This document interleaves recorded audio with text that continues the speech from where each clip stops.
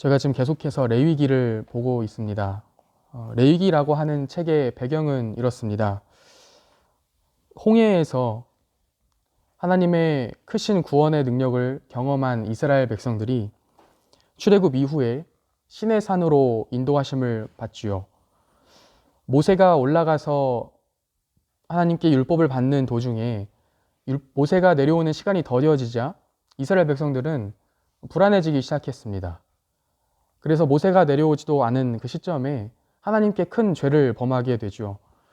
금송아지를 만들어서 아론과 이스라엘 온 백성들이 그것을 여호와 하나님이라고 섬겼던 금송아지 사건입니다. 하나님의 구원을 경험했음에도 불구하고 이 죄는 결코 떨쳐버릴 수가 없었던 것이었죠. 문제는 창세기, 출애굽기에서 계속해서 이어져 내려오는 문제가 계속 반복되고 있다는 것이었습니다. 인간의 죄로 인한 하나님과의 분리가 그 핵심이었죠. 하나님께서 인간들을 멀리하신 것이 아니라 인간들이 자신의 죄로 말미암아 하나님을 거역하고 멀어진 그 사건이 바로 시내산 밑에서의 금송아지 사건이었습니다.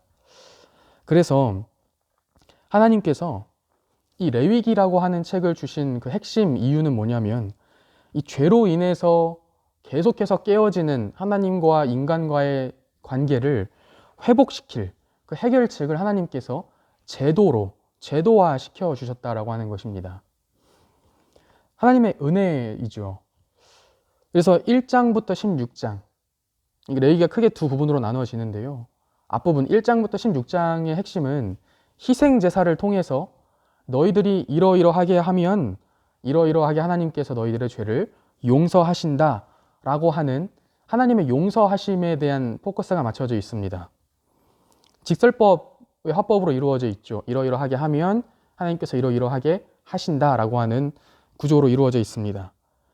뒤에 17장부터 레위기 끝까지 26장까지의 내용은 그렇다면 그런 하나님의 용서하심의 은혜를 입은 자들이, 하나님의 백성들이, 다시 말해 오늘날의 신자들이 어떻게 하면 거룩하고 성결하게 하나님 앞에 설 것인가? 하나님께서 자신의 백성들에게 성결과 거룩을 요구하시는 부분이지요. 그래서 하나님의 명령하심이기 때문에 그 화법이 명령법으로 대부분 이루어져 있습니다. 어떠어떠하게 해야 한다.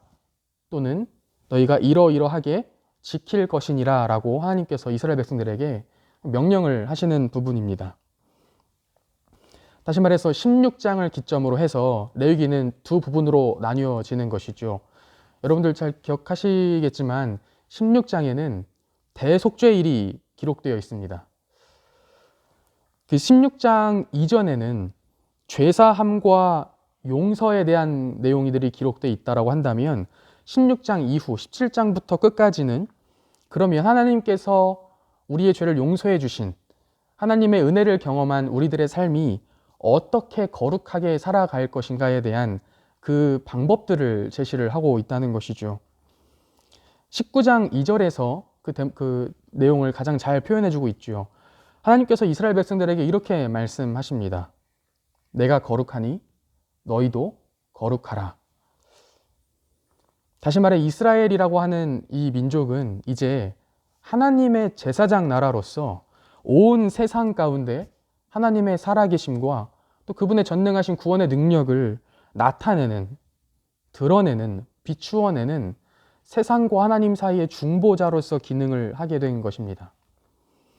하나님의 선택받은 민족으로서 이제는 이방 민족들과는, 하나님을 모르는 자들과는 구별된 삶을 살도록 하나님께서 요구하시는 부분이죠. 따라서 이 뒷부분 17장에서 26장까지의 내용은 다른 말로 성결법전이라고 불리기도 합니다. 어떻게 구별되어야 하는가에 대한 내용을 기록하고 있기 때문입니다.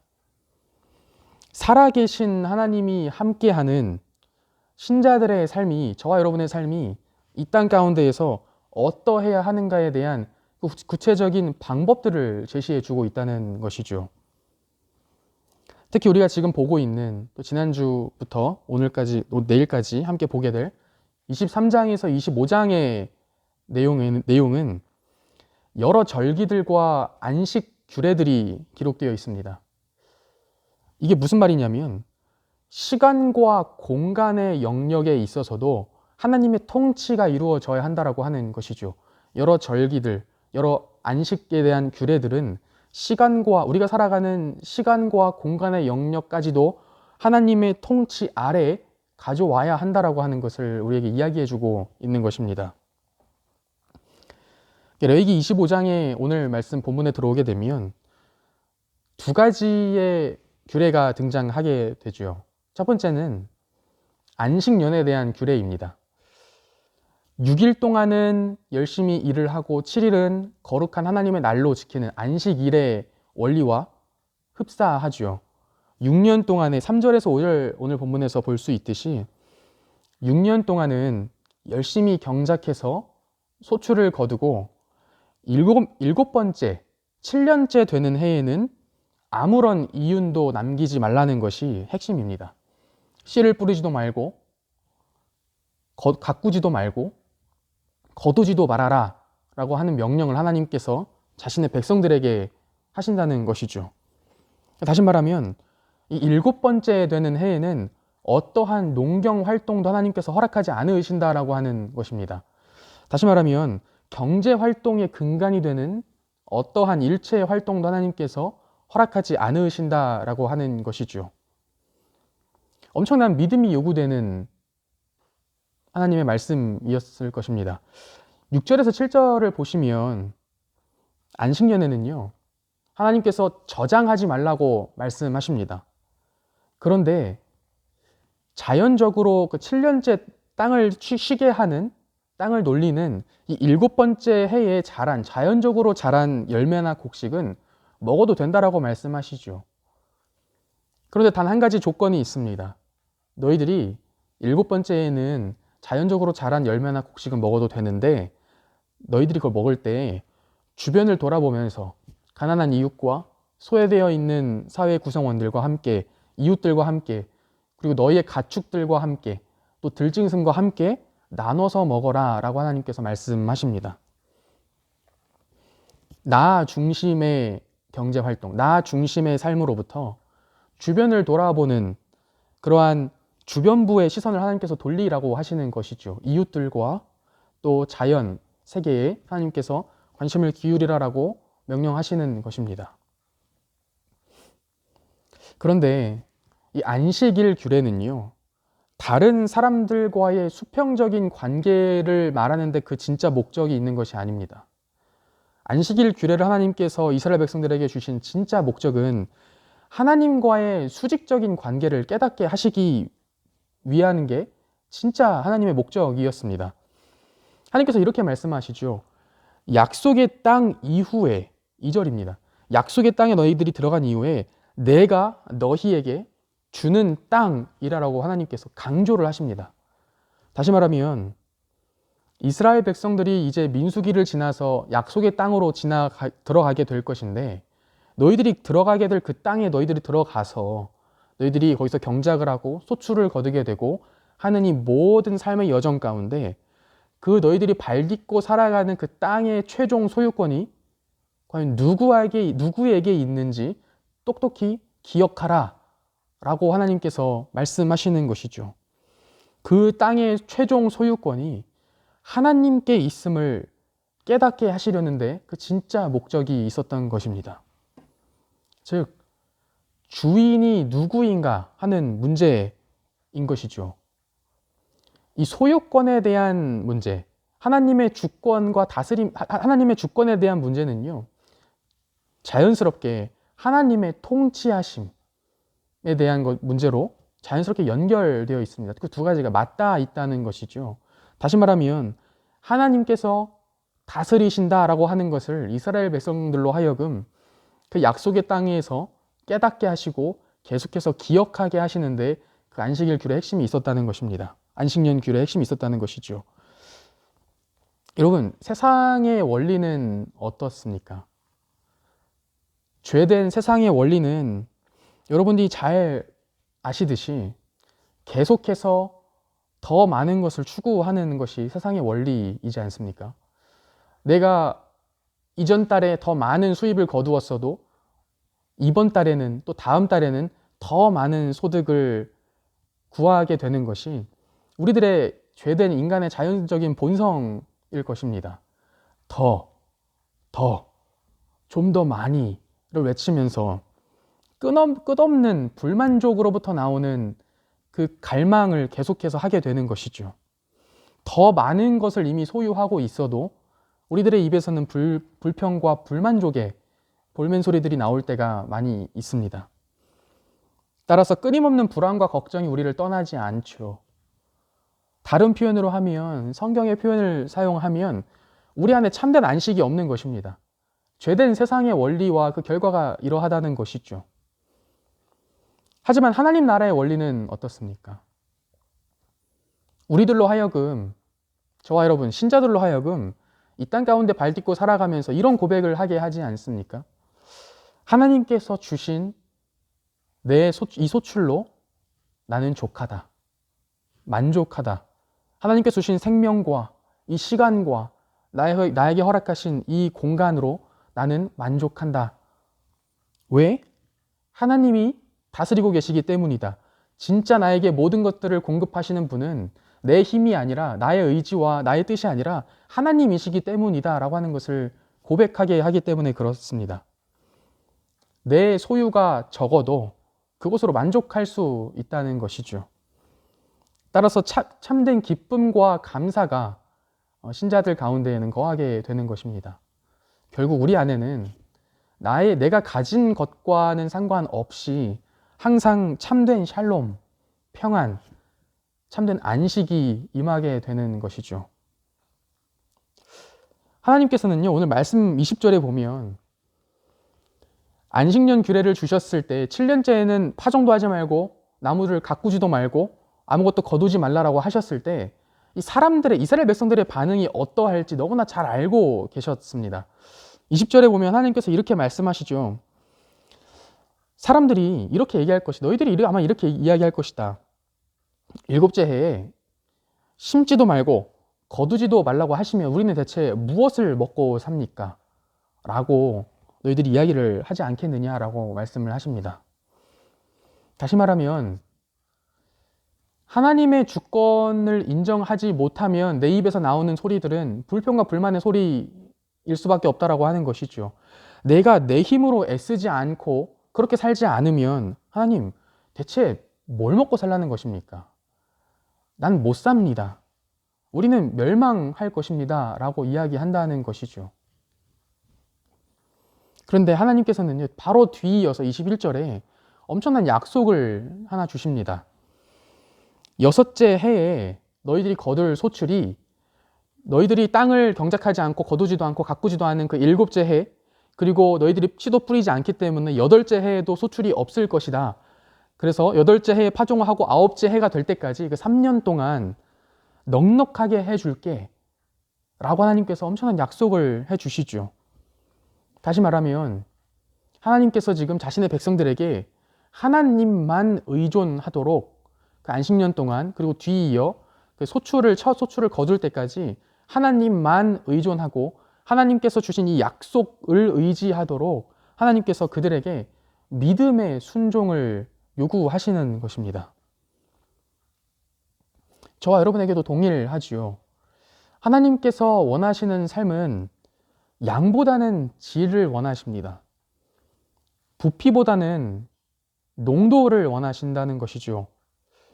우리 삶에서 우리가 많은 것을 거두는 fruitfulness 보다는 우리가 하나님의 약속을 붙들고 끝까지 견지하는 신실함, faithfulness를 원하신다라고 하는 것을 우리가 잘 기억해야 합니다. 그래서 바울 사도는 신약 성경에서 고린도후서 5장 7절에 이렇게 신자들의 삶을 이렇게 묘사합니다. 우리는, 저와 여러분, 신자들은 믿음으로 행하고 보이는 것으로 행하지 않습니다. 라고 고백을 하죠. 왜 그렇지요? 하나님이 다스리시기 때문입니다. 하나님께서 모든 것을 다스리고 계신다. 하나님께서 나의 필요와 나의 모든 것들을 주장하고 계신다라고 하는 그 참된 안식이 우리 신자들의 마음 가운데 있기 때문에 그렇습니다.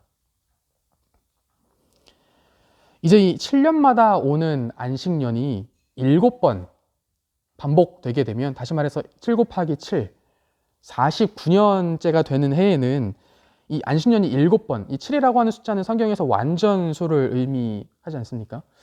이 안식년이 완전하게 펼쳐지는 이 49년째 되는 이 희년이 선포됩니다. 49년째와 50년째 되는 1년 동안이니까 희년이 선포가 되겠죠. 이 희년은 기쁨의 해입니다. 말 그대로 은혜의 해이죠. 하나님께서 이스라엘 전역에 이 기쁨의 소식을 선포하게 하십니다. 자신이 가진 게 없어서 자신의 노동력을 다른 사람에게 돈을 주고 판 품꾼들, 그리고 심지어는 자신의 신체를 다른 사람을 위해서 팔았던 노예들이 다시 원래 자기가 속했던 집으로 귀향하게 되는 날이 바로 희년입니다. 뿐만 아니라 자신이 팔았던 자신의 원래 땅, 자신의 원래 재산들이 다시 자신에게로 돌아오는, 회복되게 되는 그 기쁨의 해이죠. 그래서 이스라엘 전역에 뿔나팔을 불면서 하나님께서 완전한 자유, 완전한 안식을 선포하시는 해가 바로 이 49년, 50년째 되는 이 희년이라고 하는 해입니다. 그런데 우리가 눈여겨보아야 할 부분이 한 가지 있습니다. 바로 이 희년이 선포되는 시점입니다. 9절 말씀 보시면 희년이 언제 선포되냐면요, 49년째 되는 날 1월 1일에 선포되는 것이 아닙니다. 7월 10일, 쉽게 얘기하면 7월 10일에 선포가 되죠. 그 7월 10일이 어떤 날이냐면요, 우리가 지난번에도 보았듯이 대속죄일이 있는 날입니다. 대속죄일이 어떤 날이었죠? 1년에 한 번 제사장이 지성소에 들어가는 날입니다. 지성소에 들어가서 수송아지와 염소의 피를 뿌리는 날이죠. 그 이후에 아사셀 염소 혹시 기억하시나요? 아사셀 염소에게 이스라엘 전체 민족의 죄를 손으로 얹고 전가시킨 다음에 그 염소를 이스라엘 진영 밖으로, 그 죄들이 다시 거룩한 진영으로 들어오지 못하게 멀리 쫓아버리는, 멀리 보내버리는 그 날이 바로 대속죄일입니다.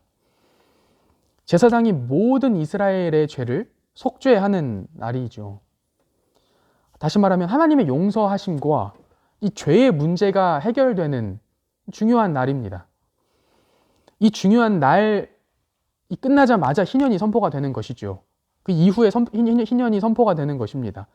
다시 말하면 죄 사함이 없으면 참된 자유도 없다는 말입니다. 참된 자유는 하나님의 용서하심으로부터 온다라고 하는 말이죠. 하나님과의 수직적인 관계의 회복이 없이는 우리가 이 땅 가운데 발딛고 살아가는 이 땅 가운데에서 다른 사람들과의 수평적인 관계 또한 제대로 맺으며 살아갈 수 없다라고 하는 것을 알려주고 있는 것입니다. 이 희년제도는요, 하나님께로부터 참된 자유가 온다라고 하는 이 중요한 영적 원리를 가르쳐 주고 있는 것이죠. 참된 안식은 하나님 안에서만 가능하다라고 하는 것입니다. 사람의 힘과 지혜로는 안식을 누릴 수 없다라는 것이죠. 다시 말하면요, 그 어떤 인간도, 세상의 그 어떤 인간도 이 세상에 참된 쉼을, 참된 안식을 가져다 줄 수 없다라고 하는 말씀을 지금 저에게 하고 계시는 것입니다. 여러분, 지금 모세를 한번 보십시오. 이스라엘 백성들을 위해 시내산에서 하나님께 율법을 받고 있는 모세를 한번 떠올려 보았으면 좋겠습니다. 이 민수기 끝자락에 가면 모세의 결말이 어떻게 되는지 여러분 잘 아시죠? 이 인간 모세는요, 이스라엘 백성들을 하나님의 말씀에 신실하게 이끌었던 위대한 지도자였음에도 불구하고 자신의 혈기를 이기지 못해 하나님 앞에 죄를 범했지요. 바위를 2번 쳤습니다. 그래서 하나님께 불순종한 대가로 약속의 땅 문턱까지만 가고 결국 본인은 약속의 땅에 들어가지 못했지요. 본인은 참된 안식을 경험하지 못했습니다. 이 땅 가운데에서. 모세 이후에 등장했던 지도자 여호수아는 여러분 어땠지요? 이스라엘 백성들을 약속의 땅으로 인도하고 그 약속의 땅에 살고 있던 가나안 이방 민족들을 몰아냈습니다. 그런데 중요한 사실은 완전히 다 싸그리 전부 몰아낸 것은 아니었다라고 하는 사실이죠. 여전히 그 땅 가운데 안식할 수 없는 씨앗들이 여전히 남겨져 있었다라고 하는 것입니다. 이스라엘의 위대한 왕 다윗은 여러분 어떠했지요? 이방 민족들을 이스라엘 내적으로 뿐만 아니라 외적으로도 다 몰아냈습니다. 그런데 정작 본인의 삶은 하나님 앞에 안식을 누리지 못했던 적이 있었지요. 육신의 정욕에 이끌려서 밧세바를 범하고 자신의 충복이었던 우리아를 또 그와 따르는 여러 병사들을 죽음에 이르게 했던 인물이었습니다. 그 이후에 등장했던 이스라엘의 태평성대를 기록했던 솔로몬은 어땠습니까? 지혜를 구했던 지혜의 왕이었음에도 불구하고 그 말년에는 이방 여인들과 많이 혼인을 했기 때문에 이방 여인들에게 이끌려서 우상 숭배를 하지 않았습니까? 그래서 하나님께서 너의 아들의 때에 내가 너의 그 왕국을 이스라엘을 둘로 쪼갤 것이다 라고 그 땅 가운데 안식이 없을 것이다 라고 하나님께서 그렇게 심판하시지 않았습니까? 여러분 솔로몬 이후에 부귀 영화를 기록했던 히스기야 왕 기억하시죠? 히스기야 왕은 어땠습니까? 하나님의 말씀대로 산당들을 없애고 율법을 다시 하나님 앞에 이스라엘 백성들을 인도하고 했음에도 불구하고 그 말년에는 하나님 앞에 마음이 교만해졌습니다. 그래서 하나님께서 그 온 유다에 하나님의 진노를 내리셨죠. 다시 말하면 참된 안식과 완전한 희년은 죄사함 없이 불가능하다는 것입니다. 죄를 가지고 있는 인간은 참된 안식과 영원한 이 희년을, 완전한 희년을 이 땅 가운데 가져다 줄 수 없다라고 하는 것이죠. 오직 하나님의 능력과 지혜로만 우리들의 삶에 있어서 참된 안식과 희년을 누릴 수 있다라고 하는 것입니다. 여러분 그렇기 때문에 하나님께서 자신의 영원하신 독생자, 참 하나님이신 예수 그리스도를 이 땅 가운데 보내주신 것입니다. 예수님께서 이 땅 가운데 오셔서 선포했던 말씀 여러분 잘 기억하시죠? 때가 찼고 하나님의 나라가 가까웠으니 회개하고 복음을 믿으라. 죄에 대한 회개를 강조하시면서 믿음을 예수님께서 가지라고 말씀하셨습니다. 이사야 선지자는 61장에 보면 이렇게 예언을 하죠. 예수님에 대해서 마음이 상한 자를 고치며 포로된 자에게 자유를, 갇힌 자에게 노임을 선포하실 분이 오실 것이다. 다시 말하면 참된 안식과 이 땅 가운데 완전한 희년을 선포하실 분이 바로 메시아, 예수 그리스도시다라고 하는 것을 선포하고 있는 것입니다. 영원한 기쁨과 감사로 우리를 향하게 하는 구원의 소식을 예수님께서 선포하신 것이죠. 이미 자신의 죽으심과 부활하심을 통해서 하늘의 안식을 이 땅 가운데 선포하셨고 이루어 주셨습니다. 이 예수님의 사역을 통해서 참된 안식과 이 희년 제도는요, 이 예수님을 통해 우리로 하여금 영원이라고 하는 개념으로 우리를 인도합니다. 영원이라고 하는 것을 생각하시면 여러분 어떻습니까?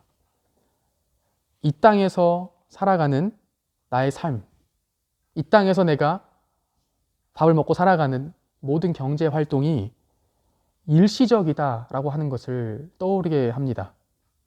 영원한 것이 아니라고 하는 것이죠.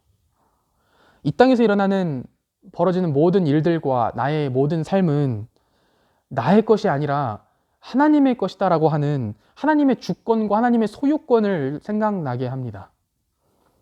다시 말하면 저와 여러분으로 하여금, 신자들로 하여금 다시 한번 내 힘으로 살 것인가, 오늘 하루 주어진 삶의 시간과 공간을 내 힘으로 살아갈 것인가, 아니면 하나님을 신뢰하며 살 것인가 라고 하는 결단의 자리에 다시 한번 서게 합니다. 팬데믹을 지나고 또 유례 없는, 전례 없는 경기 침체를 겪으면서 많은 사람들이 고통 가운데 신음을 하고 있죠. 그런데 이런 상황 가운데에서 하나님의 나라의 원리를 우리가 잘 붙들었으면 좋겠습니다. 여러분, 하나님의 나라는 어떨까요? 참된 영원한 안식과 희년이 선포가 되면 그것이 이 땅 가운데 온전히 이미 선포된 희년이 완전하게 이루어지는 그날은 어떻게 될까요? 물가 상승, 인플레이션, 이런 것들이 일어날 여지가 없을 것입니다. 대물림되는 가난, 내가 가난하니까 내 아이도 가난해야 한다라고 하는 그런 비참한 현실 또한 존재하지 않을 것이죠. 왜냐하면 모두가 예수 그리스도 안에서 동일한 하나님의 은혜를 맛보기 때문에 그렇습니다. 완전한 자유와 안식이 있기 때문에 그렇죠. 따라서 억울한 일들과 절망스러운 일들 또한 없을 것입니다. 예수님께서 다시 오시는 그 재림의 때에 고린도전서 15장 51절에 보면 그 마지막 때에 여러분 완전한 희년이 선포가 됩니다. 왜냐하면 그때야말로 마지막 나팔 소리가 울려 퍼지는 때이기 때문에 그렇습니다.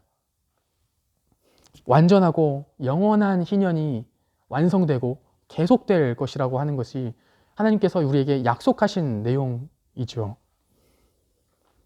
성도 여러분, 오늘 하루의 삶을 어떻게 살아가시겠습니까? 하나님께서 여러분에게 허락하신, 저와 여러분에게 허락하신 이 삶의 시간과 공간, 일터와 가정 가운데에서 여러분은 어떻게 살아가시겠습니까? 어떤 원리로 살아가시겠습니까? 우리를 채우지 못할, 마치 터진 항아리처럼 계속해서 우리를 채우지 못할 세상의 죄된 원리, 좀 더 많이를 외치며 사시겠습니까? 아니면 하나님 나라의 원리로 하나님께서 이미 나에게 허락하신 것들로 나는 충분합니다. 참된 만족과 감사를 누리며 사시겠습니까? 오늘 하나님께서 주신 저와 여러분에게 주신 삶의 시간과 공간의 영역 가운데에서 하나님의 통치하심을 인식하며 그 통치하심 가운데 참된 만족과 감사, 그리고 이웃들과 함께, 가족들과 함께 참된 나눔이 이루어지는 하루가 되시기를 소망합니다. 기도하시겠습니다. 하나님 감사합니다.